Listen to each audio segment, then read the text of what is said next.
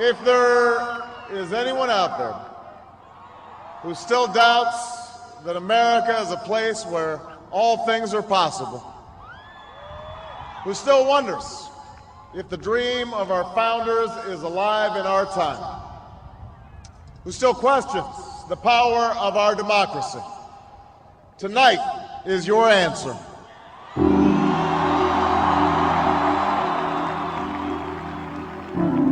It's the answer told by lines that stretched around schools and churches in numbers this nation has never seen, by people who waited 3 hours, 4 hours, many for the first time in their lives, because they believed that this time must be different, that their voices could be that difference. It's the answer spoken by young and old, rich and poor, Democrat and Republican, black, white, Hispanic, Asian, Native American, gay, straight, disabled and not disabled, Americans who sent a message to the world that we have never been just a collection of individuals or a collection of red states and blue states. We are and always will be the United States of America.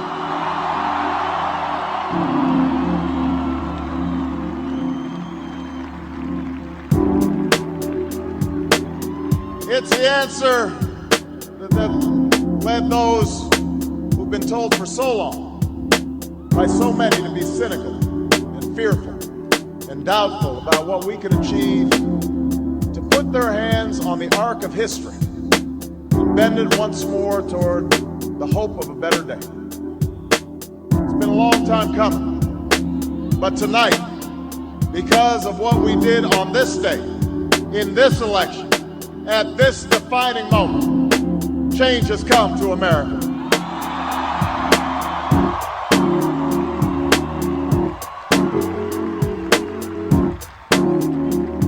A little bit earlier this evening, I received an extraordinarily gracious call from Senator McCain.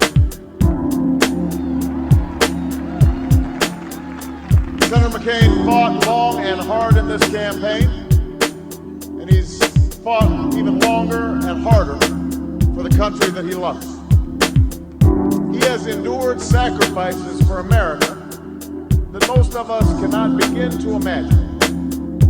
We are better off for the service rendered by this brave and selfless leader. I congratulate him. I congratulate Governor Palin for all that they've achieved, and I look forward to working with them to renew this nation's promise in the months ahead.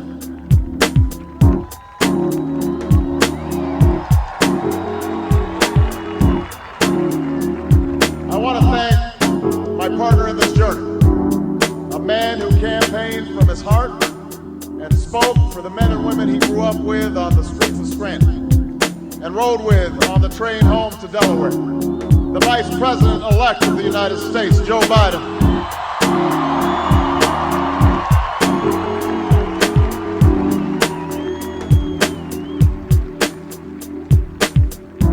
I would not be standing here tonight without the unyielding support of my best friend for the last 16 years, the rock of our family, the love of my life, the nation's next First Lady, Michelle Obama.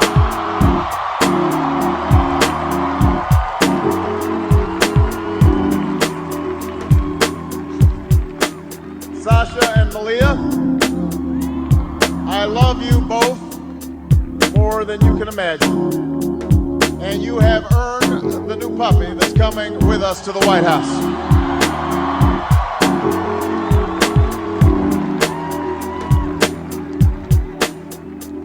And while she's no longer with us, I know my grandmother's watching, along with the family that made me who I am. I miss them tonight. I know that my debt to them is beyond measure.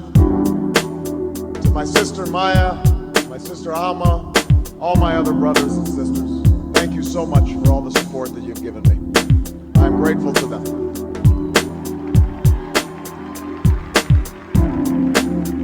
to my campaign manager, David Plouffe.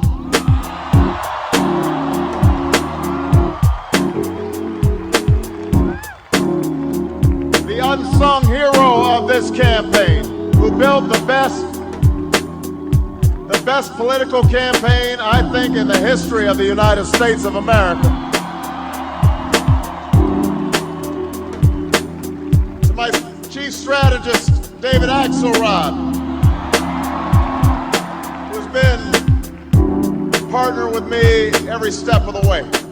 To the best campaign team ever assembled in the history of politics, you made this happen, and I am forever grateful for what you've sacrificed to get it done. But above all, I will never forget who this victory truly belongs to. It belongs to you. It belongs to you. I was never the likeliest candidate for this office. We didn't start with much money or many endorsements. Our campaign was not hatched in the halls of Washington. It began in the backyards of Des Moines, in the living rooms of Concord, and the front porches of Charleston. It was built by working men and women who dug into what little savings they had to give $5, $10, $20 to the cause. It grew strength from the young people who rejected the myth of their generation's apathy, who left their homes and their families for jobs that offered little pay and less sleep. It drew strength from the not-so-young people who braved the bitter cold and scorching heat to knock on doors of perfect strangers, and from the millions of Americans who volunteered and organized and proved that more than 2 centuries later, a government of the people, by the people, and for the people has not perished from the earth. This is your victory.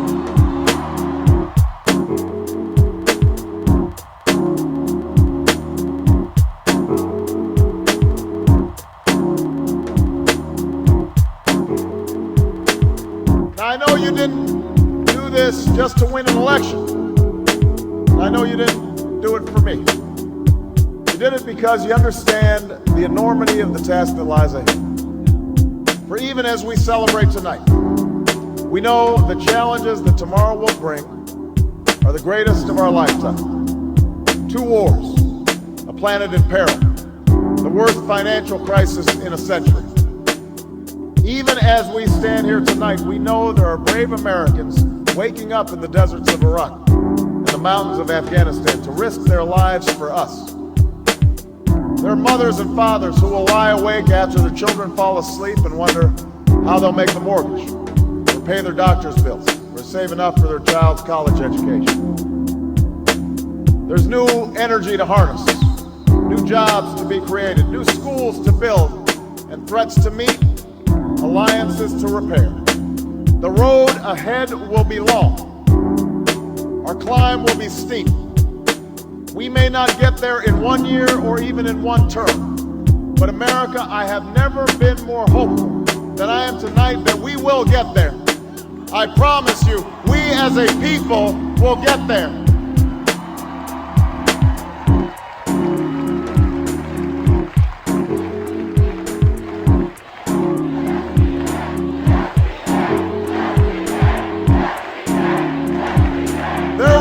Setbacks and false starts. There are many who won't agree with every decision or policy I make as president. And we know the government can't solve every problem. But I will always be honest with you about the challenges we face. I will listen to you, especially when we disagree. And above all, I will ask you to join in the work of remaking this nation the only way it's been done in America for 221 years. Block by block, brick by brick, calloused hand by calloused hand. What began 21 months ago in the depths of winter cannot end on this autumn night. This victory alone is not the change we seek. It is only the chance for us to make that change. And that cannot happen if we go back to the way things were. It can't happen without you, without a new spirit of service, a new spirit of sacrifice. So let us summon a new spirit of patriotism, of responsibility, where each of us resolves to pitch in and work harder and look after not only ourselves but each other. Let us remember that if this financial crisis taught us anything, it's that we cannot have a thriving Wall Street while Main Street suffers. In this country, we rise or fall as one nation, as one people. Let's resist the temptation to fall back on the same partisanship and pettiness and immaturity that has poisoned our politics for so long. Let's remember that it was a man from this state who first carried the banner of the Republican Party to the White House, a party founded on the values of self-reliance and individual liberty and national unity. Those are values that we all share. And while the Democratic Party has won a great victory tonight, we do so with a measure of humility and determination to heal the divides that have held back our progress.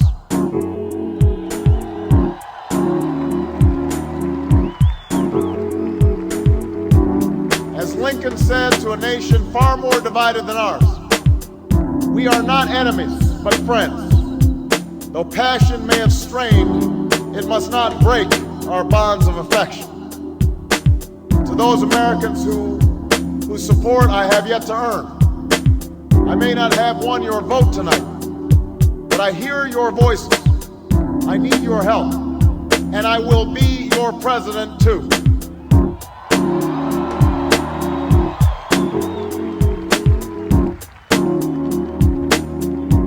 And all those watching tonight from beyond our shores, from parliaments and palaces, to those who are huddled around radios in the forgotten corners of the world, our stories are singular, but our destiny is shared. The new dawn of American leadership is at hand.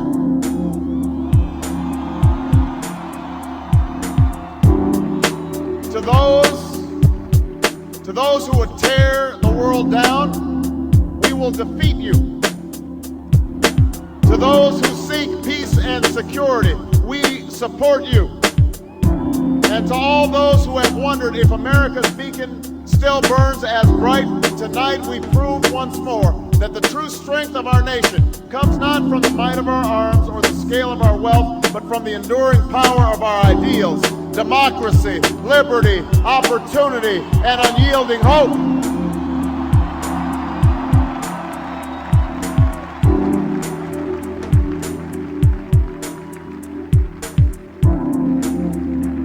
That's the true genius of America. That America can change. Our union can be perfected. What we've already achieved gives us hope for what we can and must achieve tomorrow. This election had many firsts and many stories that will be told for generations, but one that's on my mind tonight is about a woman who cast her ballot in Atlanta. She is a lot like the millions of others who stood in line to make their voice heard in this election, except for one thing. Ann Nixon Cooper is 106 years old. She was born just a generation past slavery, a time when there were no cars on the road or planes in the sky, when someone like her couldn't vote for two reasons: because she was a woman and because of the color of her skin. And tonight, I think about all that she's seen throughout her century in America: the heartache and the hope, the struggle and the progress, the times we were told that we can't, and the people who pressed on with that American creed: yes, we can. At a time when women's voices were silenced and their hopes dismissed, she lived to see them stand up and speak out and reach for the ballot: yes, we can.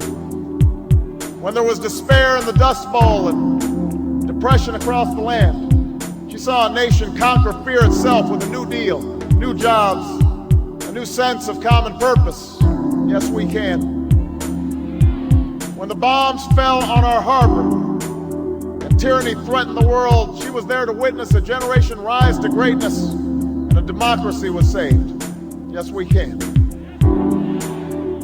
She was there for the buses in Montgomery, the hoses in Birmingham, a bridge in Selma, and a preacher from Atlanta who told the people that we shall overcome: yes, we can. A man touched down on the moon A wall came down in Berlin. A world was connected by our own science and imagination. And this year, in this election, she touched her finger to a screen and cast her vote. Because after 106 years in America, through the best of times and the darkest of hours, she knows how America can change. Yes, we can. America, we have come so far. We have seen so much, but there's so much more to do. So tonight, let us ask ourselves, if our children should live to see the next century, if my daughters should be so lucky to live as long as Ann Nixon Cooper, what change will they see? What progress will we have made? This is our chance to answer that call. This is our moment. This is our time to put our people back to work and open doors of opportunity for our kids, to restore prosperity and promote the cause of peace, to reclaim the American dream and reaffirm that fundamental truth that out of many we are one, that while we breathe, we hope, and where we are met with cynicism and doubt and those who tell us that we can't, we will respond with that timeless creed that sums up the spirit of a people. Yes, we can. Thank you. God bless you.